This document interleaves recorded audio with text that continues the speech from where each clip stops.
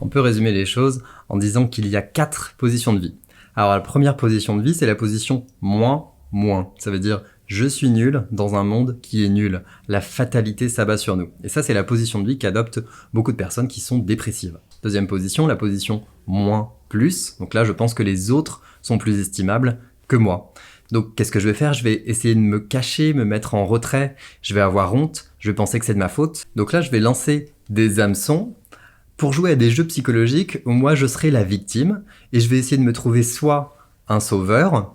Et donc ça recoupe les états du moi qu'on a vu la dernière fois. En fait, là, ça va être votre enfant soumis qui va essayer de trouver un parent nourricier pour le compléter. Et ça se joue à l'échelle individuelle, mais ça peut aussi se jouer à l'échelle collective. On voit bien ça en politique. Quand vous avez un candidat à une élection qui apparaît comme le sauveur d'un peuple victime, par exemple, ou alors en tant que victime, je vais donc me trouver un persécuteur. Là, ça va être mon enfant rebelle qui va essayer de trouver un parent normatif et d'entrer avec lui dans des jeux psychologiques.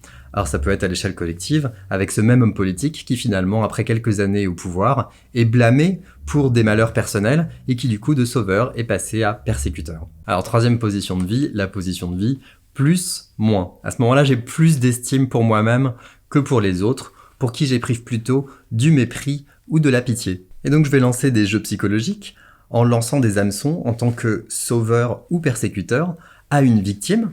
Ça peut être une victime soumise. À ce moment-là, je vais m'adresser à son enfant adapté, soumis à partir de mon parent nourricier. Ou alors ça peut être une victime rebelle et je vais m'adresser à son enfant rebelle à partir de mon parent normatif. Dans tous les cas, je vais édicter des normes et je vais les contrôler. Et puis bien sûr, la dernière position de vie, c'est la plus. Donc là, j'ai de l'estime pour les autres et aussi pour moi-même. Je vais construire rationnellement des choses avec des égos. Je vais mettre mon adulte au contrôle et je vais m'adresser à l'adulte des autres pour construire ensemble des choses. On peut penser plein de choses à partir des positions de vie. Alors la première chose, c'est qu'on peut se demander quelle est notre position de vie dominante. Souvent, il y en a une qui se dégage assez tôt dans l'enfance et elle va conditionner beaucoup de choses. Et si on a besoin de la reprogrammer par la suite, ça va être un long travail parce qu'on va devoir refaire notre propre cartographie du monde. On peut prendre l'exemple d'une femme qui a intégré dans son enfance une position de vie moins plus. Elle a fini par se marier avec un mari qu'il a considéré en inférieur et en être à protéger en même temps. Du coup, avec une position de vie qui lui était plus-moins. Ce qui est logique, puisqu'on a vu que dans les jeux psychologiques, ces contraires s'attiraient. Donc à la suite d'un veuvage ou d'un divorce, il y a un très fort enjeu à ce que cette femme arrive à travailler sur elle pour passer dans une position de vie plus. Ensuite, des positions de vie déséquilibrées tentent à produire des renversements qui rendent malheureux. Donc si par exemple, vous croyez meilleur que tout le monde au départ, c'est vous qui faites tout le travail pour tout le monde, donc vous êtes en mode parent nourricier, sauveur, et bien au bout d'un moment, vous allez très certainement éprouver un sentiment de manque de reconnaissance.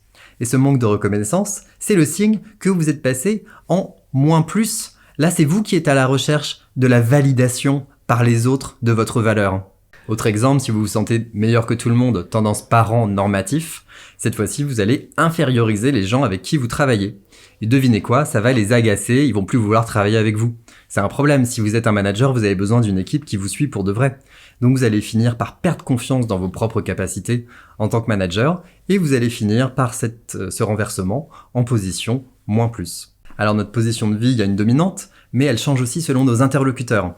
On peut prendre l'exemple un peu caricatural du mari qui au bureau est en moins plus parce qu'il n'a pas trop confiance dans ses compétences, à la maison est un plus-moins parce qu'il tyrannise toute sa famille, avec ses amis étant plus parce que c'est plus facile pour lui d'avoir le bon équilibre dans ses relations sociales amicales, et qui dans la société nourrit une certaine rancœur envers le système et donc se considère lui-même dans ce système comme un raté et donc un moins. Voilà, on peut se saisir de cet outil en se demandant quelle est notre propre position dominante et est-ce qu'elle est bien en plus.